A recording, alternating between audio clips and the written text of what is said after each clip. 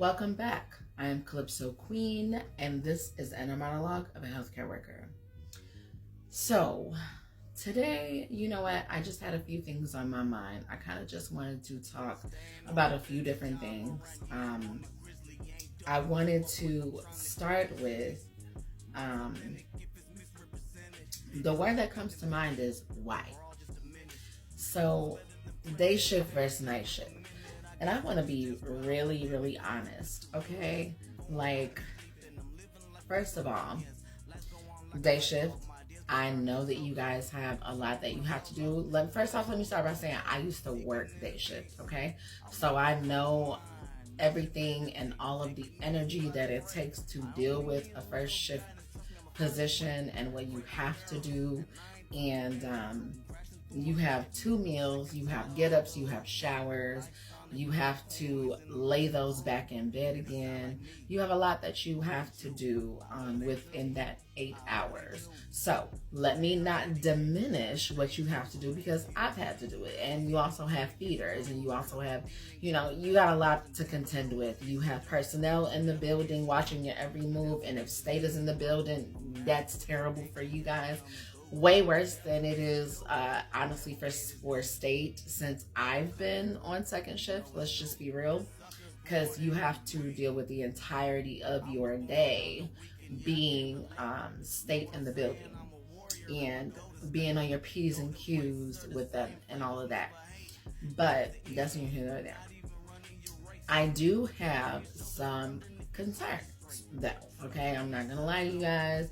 I never lie. So my first concern is when it comes to a resident or a patient, whatever you want to call it, whose family member is very, very, very demanding.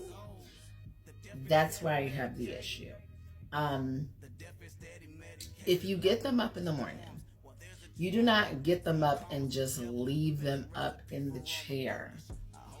And don't lay them down, don't change them, don't look at them again for the rest of the shift because you figure, hey, you got them up, hey, you did your job. No. Via state regulation, they are only supposed to be in the chair for 2 to 3 hours. So, if you know that this certain family member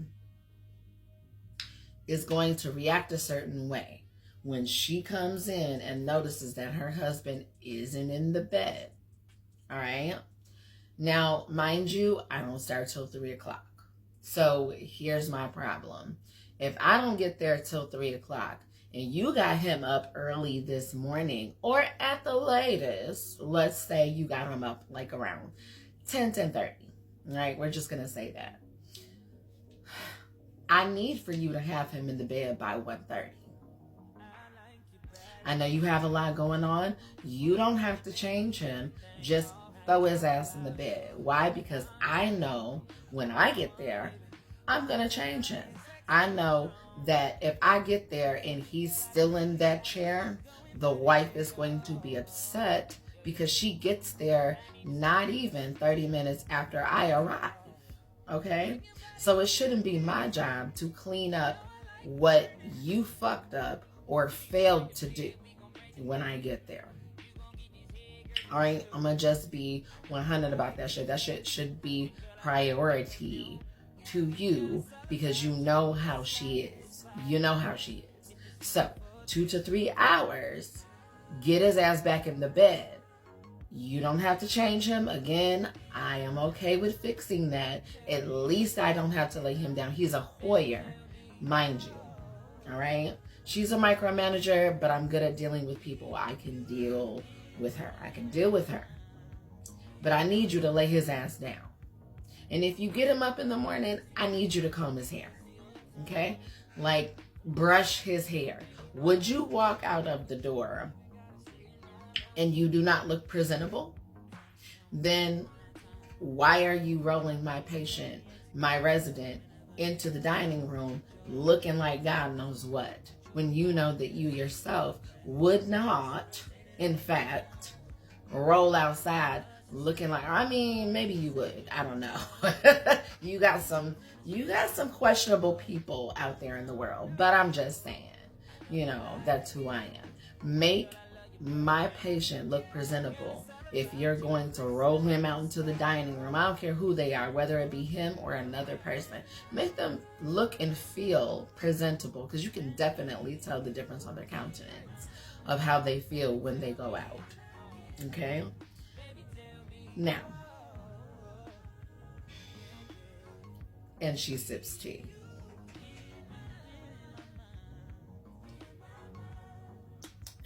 Let me clear my throat. I have a nurse. I'm not going to say who this nurse is, but I have a nurse who I'm working with. I realized that I did not do a disclaimer. Let me do that real quick. First of all, I am a hardworking healthcare worker, a CNA to be exact. Everything I'm going to be saying is strictly my opinion for entertainment purposes only. So, as I was saying, I have a nurse that I work with, and I'm not going to say this nurse's name. There is no need. I'm not going to make up a name. It's just a nurse I work with. And every time I work with this nurse, she makes it a point to not change an ostomy bag. All right. Now, I'm not going to say I'm not one that doesn't want to learn how or doesn't want to learn, period. Okay. I have actually witnessed it being done. No, I haven't done it. I don't know if in the hospital setting they require you to do it, but I just know since I've been working as a CNA, I was taught that changing the bag is outside of my scope. All right. I've only been a CNA for 3 years. I've been in the field like meaning in the vicinity of nursing homes since I was 19. So I am not, I'm 35. All right. So showing my age here. But anyways, I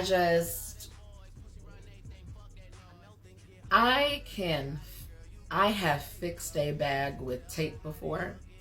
I have, I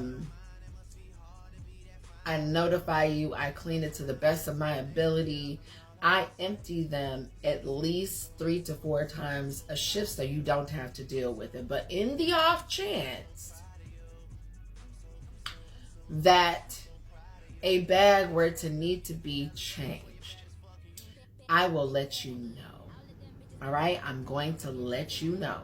This bag needs to be changed. No, you cannot just empty it. No, you cannot just change the tape. It actually needs to be changed. Now, I will do everything in my power to make so that this does not happen, but it's going to happen, baby. And as far as I know, it's outside of my scope to do. Now, I'm a very proactive CNA.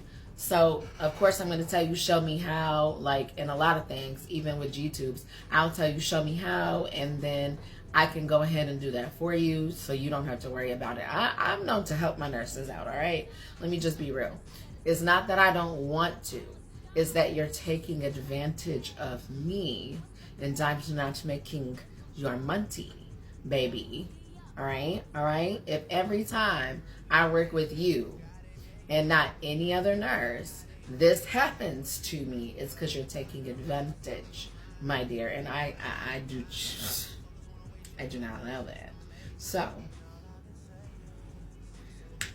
here's what I'm going to say. Maybe I need to stop being so nice.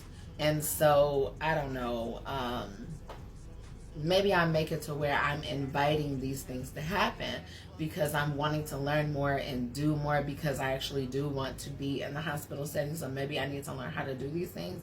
But still, if every time I work with you, every shift that I'm on with you, no matter what floor I'm on with you, you decide you don't want to change the bag, and every other nurse I deal with, every other nurse I work with, they don't have a problem with it as long as I just tell them.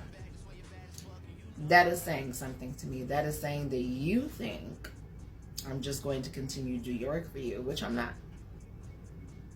And mind you, the last time that I said that a bag needs to be changed, well, it was shift change. And the night nurse, okay, this is the knock nurse, she was not happy. And it wasn't because of me. It was because she said that this same nurse, every time that this nurse has her set, she has to start her shift with changing. Guess what? Not one, but maybe 2 bags. Because I have told you early on, and the resident has told you early on, that it needed to be changed. So I'm sorry, do the job. Do your job. Because as far as I'm concerned, it's outside of my scope. And if a student were to ever approach me and I'm working in the nursing home setting, I'm sorry, but it's out of my scope. Yeah, but you can help your nurse and you can do that. I do. But what you're not going to do is take advantage of me. Now, in the hospital setting, if it is pertinent that I do so, then I'm not going to have a problem with it. All right? I won't have a problem with it at all. Because I will realize that it is within my scope, my duties to do so. All right? As far as I know right now, I'm not supposed to be doing that. Anyway. I'm sorry, you guys. I know I feel like I get on here and I just rant and rant. But you know what? Where else can I say it? Because I can't say it when I'm at work. Because if I said it when I was at work, I would be rendered such a bitch to work for. Let me just be real about that. And let me tell you something. This right here represents every single thing that I want to say that I don't say. Okay? When I'm at work, I cannot say. Okay? You get what I'm saying? You get what I'm saying? You get what I'm saying? Yeah.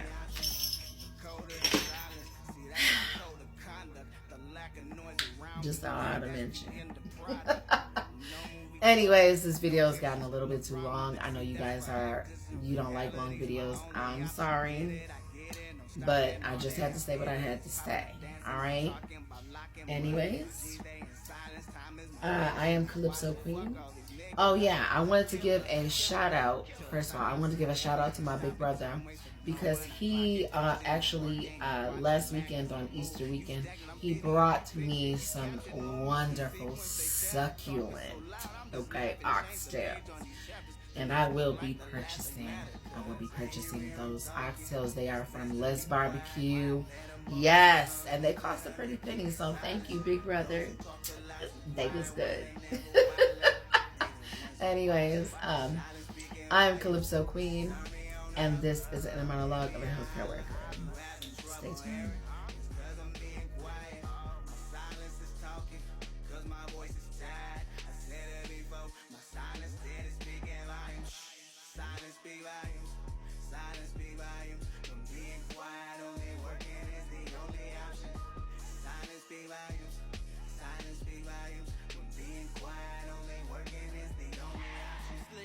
I'm bringing it home, I live this. Put my life in these songs, either get with or you gotta move on my business. I don't let it be known.